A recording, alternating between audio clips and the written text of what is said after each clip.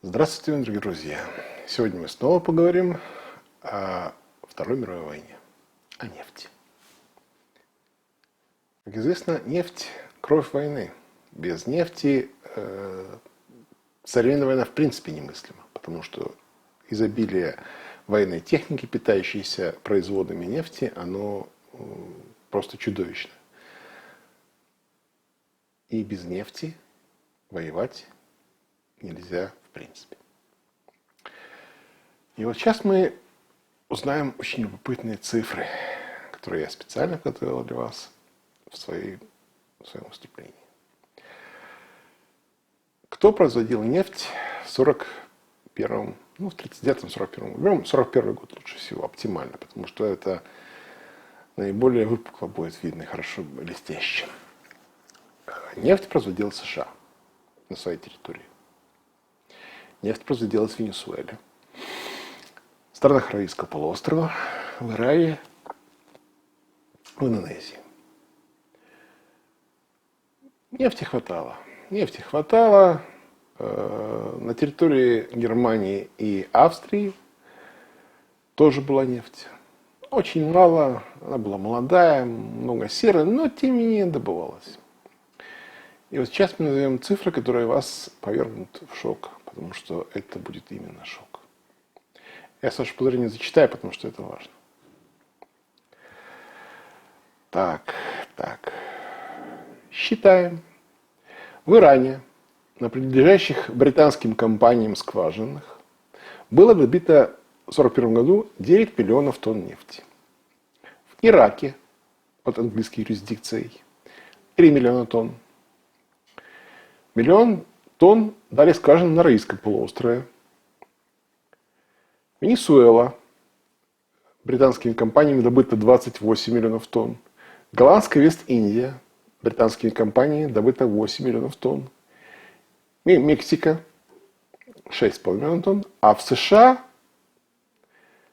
в 1941 году было добыто 187 миллионов тонн сырой нефти. Ну и в СССР, кстати, тоже неплохо. 31 миллион тонн. Итого более 265 миллионов тонн. 265 миллионов тонн нефти добыто в 1941 году на скважинах, контролируемых США, Великобританией и Советским Союзом.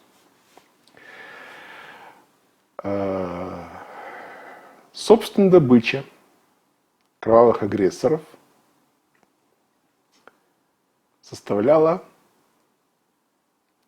1 миллион 600 тысяч тонн. Плюс румынская и венгерская нефть около 7 миллионов тонн. Всего германо-итальянские агрессоры в 1941 году располагали 8 миллионами 600 тысяч тонн нефти. 267 и 7 миллионов 600 тысяч. Это даже не в разы. Это на 2 порядка. Это просто колоссально. При том, что потребность Германии в жидком топливе была 12 миллионов тонн нефти в год. То есть все остальное они компенсировали топливом, полученным из угля, перегонкой на специальных заводах. Вот так вот. Еще США не вступили в войну. США вступят в войну в декабре 1941 года. Но и без их вступлений превосходство союзников над Германией в нефти было 20-кратным. А вступление в США в войну, оно стоялось абсолютным.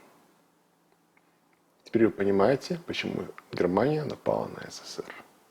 Потому что СССР добывал 32 миллиона тонн нефти, из которых большую часть на месторождениях Северного Кавказа и Баку. Захватить Северный Кавказ и месторождение Баку означало для Германии спасти себя от нефтяного голода. Прежде всего. Топливного голода. потому что без топлива война не ведется.